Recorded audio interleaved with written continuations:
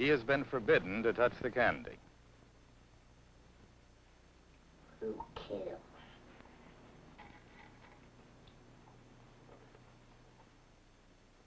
This 5-year-old does not yield to the temptation.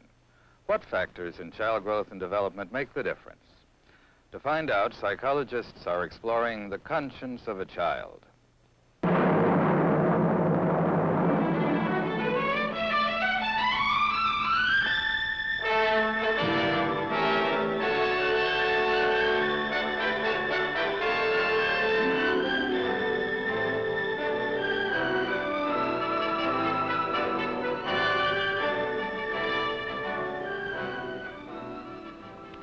I'm John Darley. The most difficult thing for man to measure is man. Psychology is taking the measure of man and of the child who will become the man. Mankind has always recognized the importance of child rearing to growth and development. But how, specifically, does this work? How does a child respond to the emotion, discipline, and instruction he gets from his parents?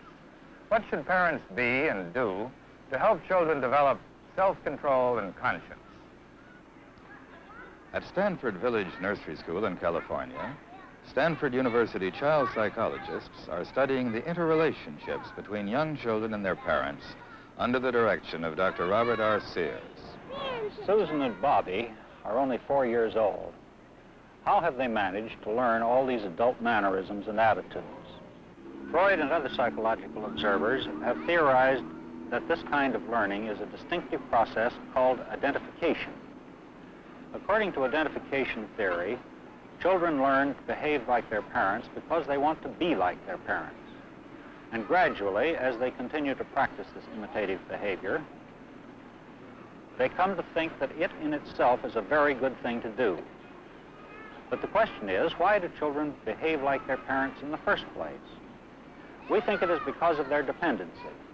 Clinging, holding on, wanting to be watched by an adult, these direct expressions of dependency are common in younger children. Older children sometimes get adult attention by behaving very well, and sometimes by misbehaving. By contrast, identification behavior is more mature. In addition to playing adult, as Susan and Bobby are doing, a child may actually take on an adult responsibility. When Betty helps clean up after modeling clay without being asked, she is showing a high level of identification. So is Billy when he explains a rule of the nursery to a younger child. The development of conscience, the child's ability to resist temptation and his readiness to admit misconduct, is another highly important measure of identification. It doesn't take a psychologist to recognize these kinds of behavior. Every parent has seen them. So why study them? Well, for one thing, they represent crucial problems, both theoretical and practical, in the scientific understanding of human development. We share the concern of all thoughtful Americans with the criminal and delinquent behavior of young people. Unfortunately, there are some children who grow up without a conscience, without adequate self-control, without proper personal morality. All of these things should be learned automatically through the development of identification. Therefore, anything we can find out about how identification works and what causes it may help us to prevent some of these tragedies in the future. These children are unlikely to end up in youth court or prison. They come from families well above the national average in education, income, social status, and achievement standards. They're privileged children, perhaps, but they are children. Much of what we can learn about them should have general application. Now let me show you a little how we work.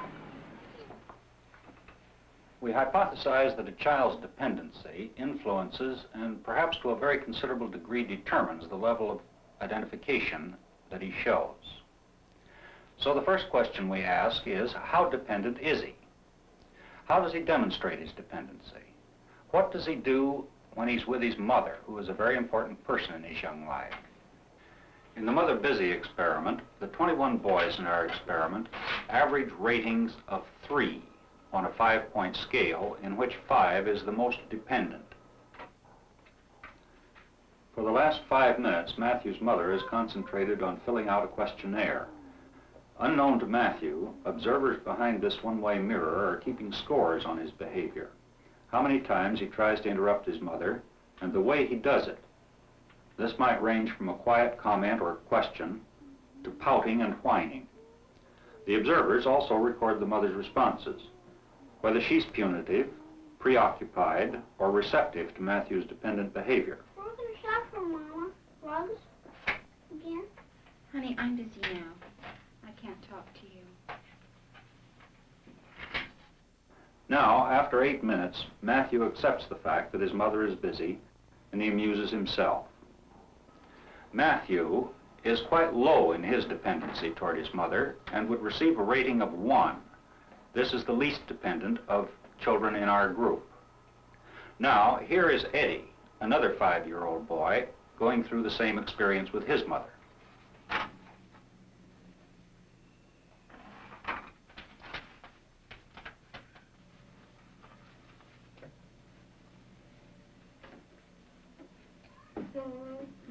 Can we go to the store? After a while. I want to go now. After a while. I have to finish this. Why can't you finish it when we come home?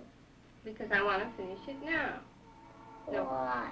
Because this is important for me to do. 5 minutes after the experiment begins, Eddie is making strong, almost desperate bids for his mother's attention. Well, I'm sorry. You'll just have to find something to play with. At 10 minutes, Eddie is extremely restless and can't seem to focus on anything but his mother. Eddie scores high for dependency of a rather immature kind as compared with that of Matthew, and yet neither mother is a source of anything especially irritating to her child. Both seem fairly tolerant of their son's dependencies, and they are about average of the mothers we have seen in this situation. This is a little mysterious because we would expect similar mothers to produce somewhat similar behavior of a dependency sort in their children. Evidently, some other factor is operating here, and so we have Dr. Lucy Rowe of our research staff interview the mothers. You were saying that Matthew was pretty easy to get along with. Would you describe him as an affectionate child? Yes. Although not clinging. Do you think he ever has the feeling that one of his parents is the real boss in the family? Yes, in fact, I think he has said, Daddy's the boss. Perhaps when he's angry at me sometimes. Daddy's the boss of this family. What kinds of things does Matthew enjoy doing with his father? Are there some regular times that they spend together? Yes, they do. Vigorous outdoor things. They have a thing which they do in the evening called playing games on the living room rug, which is nothing more than just mad tumble, racing, wrestling sort of thing. They adore it. What kind of a child is Eddie to live with? Is he pretty easy to get along with or not? Well, I think he'd like to be a good boy, but it just doesn't turn out that way. He pesters me when I'm doing something, and he just doesn't seem to be able to wait his turn. Does he seem to go to you for some things and to his father for other things? Well, he used to go to his father, but he doesn't anymore. How much attention does he seem to want from you? Well, he'd rather follow me around the house, help me with the dishes or the beds, than go out in the neighborhood. Would you describe Eddie as an affectionate child? Yes, to me, almost overwhelmingly. Do you think he ever has the feeling or the idea that one of his parents is the real boss in the family? Well, he knows his father is. How does he know that?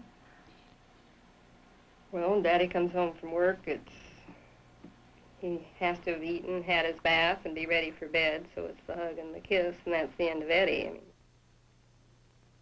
This looks like a possible clue to the difference between the two boys.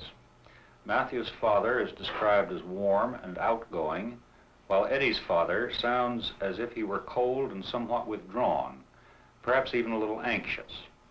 So, to check this, I asked to see the fathers. Would you describe Matthew as an affectionate child? I think he's an affectionate boy. How much do you cuddle him?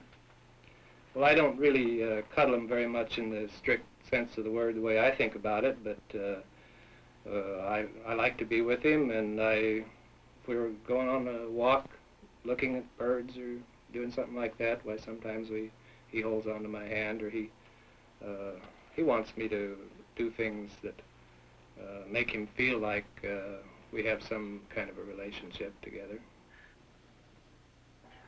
Would you describe Eddie as an affectionate child? No, I don't think I'd say he's affectionate, not like a lot of kids. You know, my sister's kid sort of hangs around a lot and seems to be in the way. Eddie's pretty well behaved. How much do you cuddle him? Well, I don't cuddle Eddie. I don't think a boy ought to be cuddled. It's all right for girls and their mothers, but I don't think boys ought to be cuddled. After we measured the dependency of the 21 boys in our group and interviewed their fathers and mothers, we do find there is indeed a correlation between the attitudes of the fathers and the dependency of the sons. The cold, withdrawn father tends to have a boy who shows immature forms of dependency. Now, the next question is, does this apply to girls too?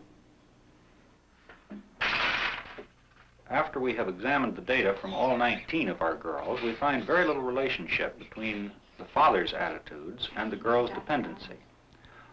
On the other hand, the mother does seem to be a key figure in this. Our hypothesis is that dependency reveals the beginnings of the process of identification, the process by which the child learns to model himself after one or the other of his parents. For girls, the appropriate model is the mother, of course, and for boys, the father. As the process of sex identification goes forward, some marked differences between the more highly sex-typed boys and girls become apparent. These differences show up in the games and toys that children choose to play with, and the observers note these carefully. In controlled test situations, we study whether these differences are reflected in the children's fantasies. The mother and the little girl are in the bedroom watching the baby play with its favorite toy. Now the mother says to the girl, "You watch the baby for a while, 'cause I have to go and get dinner." The little girl watched the baby playing with that toy, and she wanted it. And so do you know what she did? What? She grabbed it away from the baby, and the baby started to cry. Now, you take the little girl and tell me about what happened then. Show and tell me what happened then. I'm going to... After the baby started to cry.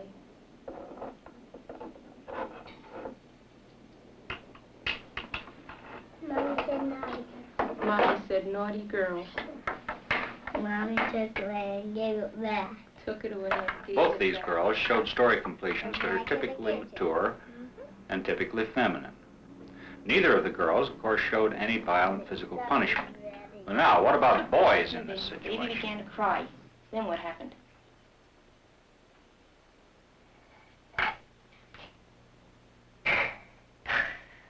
She whammed them. She whammed him.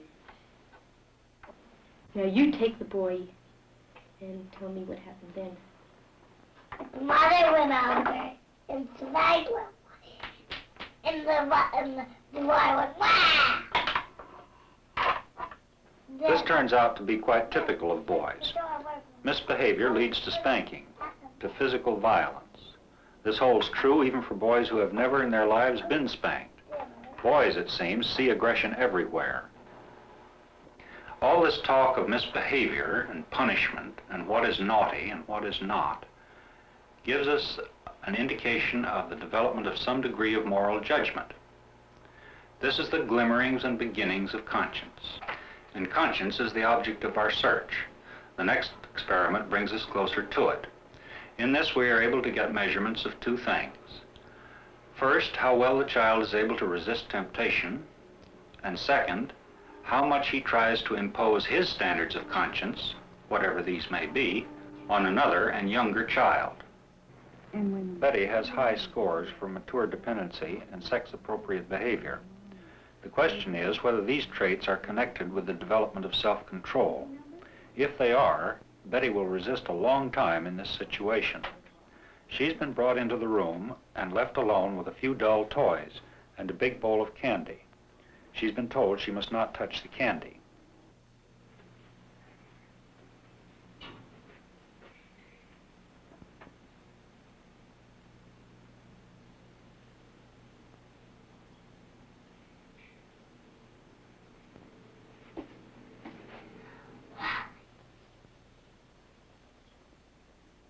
After 35 minutes alone in the observation room, Betty still shows no signs of yielding to temptation, so we go ahead with the second half of the experiment.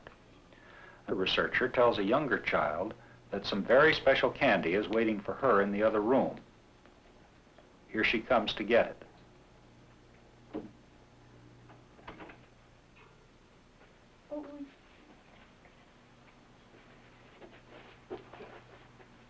You're not supposed to touch the candy. Now, don't you want to play with the puzzle? Okay. You're supposed to. Betty's scores for self-control and adult behavior are unusually high, although girls ordinarily do quite well in this situation. But now let's see what happens with the boy.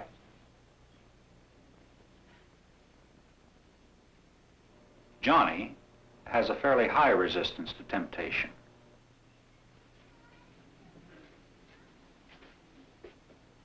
Now let's see how he behaves with the younger child.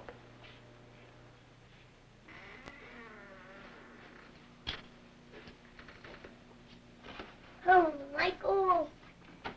I've been waiting here for 2 hours. The 15 minutes that seem like 2 hours to Johnny have made him restless. But let's see if he sticks to what he knows is right. We can look at it. My mom said, she said I can. That lady. If Johnny is a boy who identifies with his father, he will state the rule and back it up with a threat. But don't touch it. I don't. Okay. Because the man will get very mad. Yeah. Then he'll try to get the child's mind on something else, just as no doubt his father often has done with him. I got a big coat than you. How old are you? 3.5. Then will be 4. How many times have you heard an adult distract a child with that kind of question? In September I'll be 4. Evidently, Johnny relates easily with his father and identifies well with him. But what about a boy who does not identify well with his father?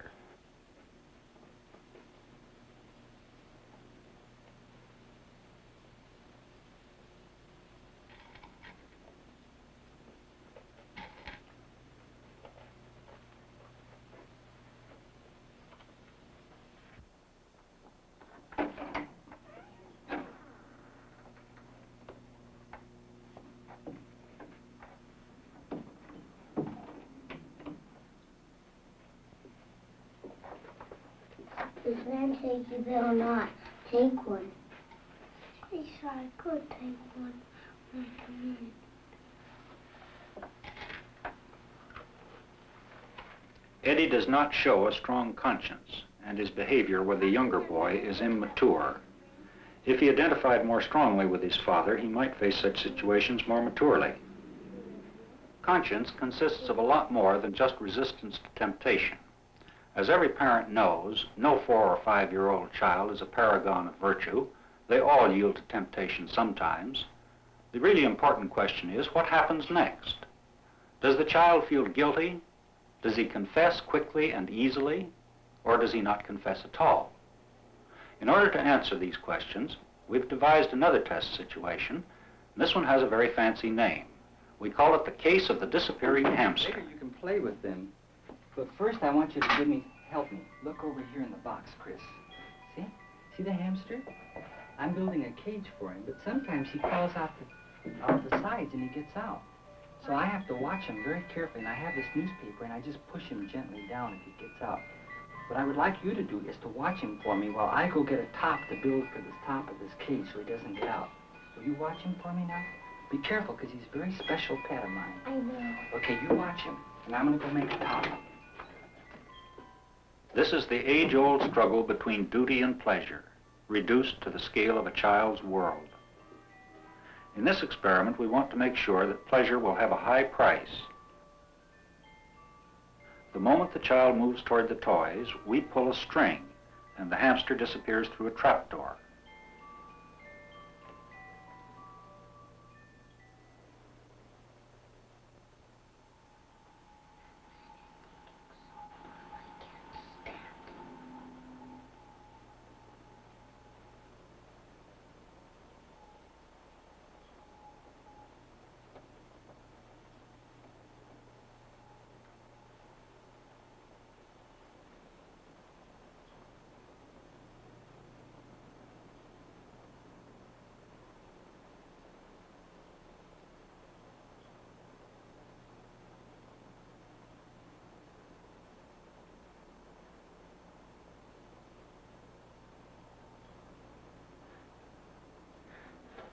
"12 minutes after the experiment starts, Chris makes his move,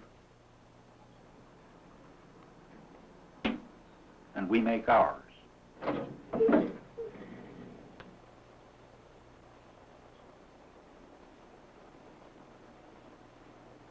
A less conscientious child might almost ignore the disappearance of the hamster. A more anxious child might freeze up or panic.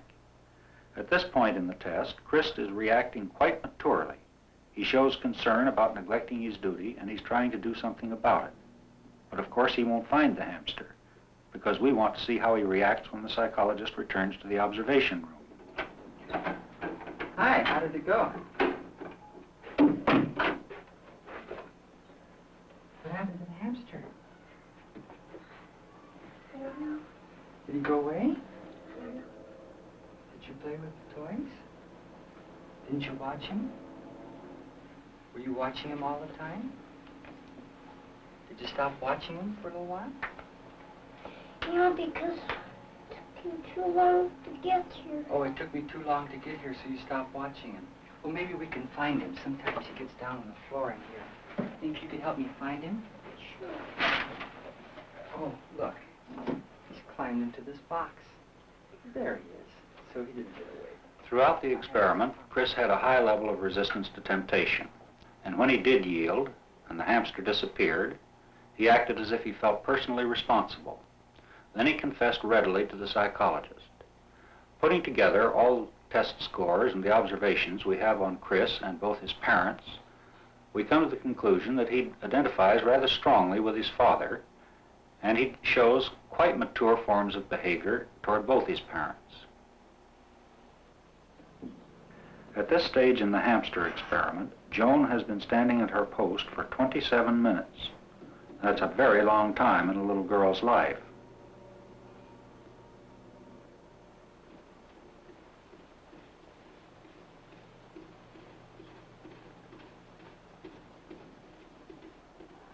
It looks like she can't take it any longer. Rather than yield to the toys, she rushes out to find the researcher and confess her failure. High resistance to temptation and a readiness to confess after transgression. That's the pattern of our more mature girls. Indeed, there were 3 of the 19 girls in our study who never did leave the hamster, and we were unable to finish their test situation. The girls, then, support our hypothesis of a correlation between high dependency and high identification. But we still wonder about the boys, some of whom have high dependency and low identification. Less than 4 minutes after the psychologist leaves the observation room, Eddie grows bored with his responsibility.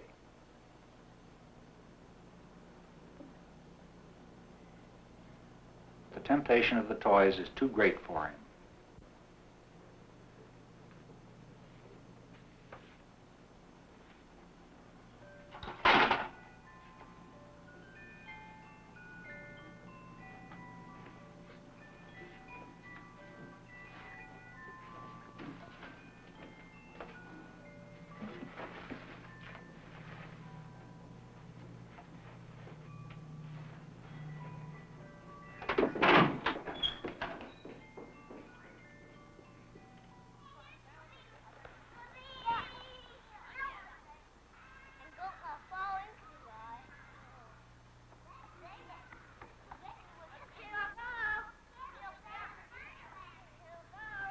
We can only guess at Eddie's emotional reaction.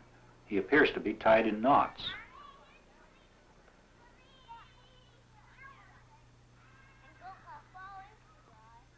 High identification means self-control, adult-like behavior, and a show of conscience. Dependency is the first stage in this process of growth and development. Provided the parents serve as adequate models, any maturely dependent child will automatically learn to behave morally. First, as a device for keeping his parents close to him, and later on, because the internalized conscience itself seems to serve as a prompter for moral behavior. There is no question as to where the responsibility for the development of conscience lies, squarely in the hands of the parents.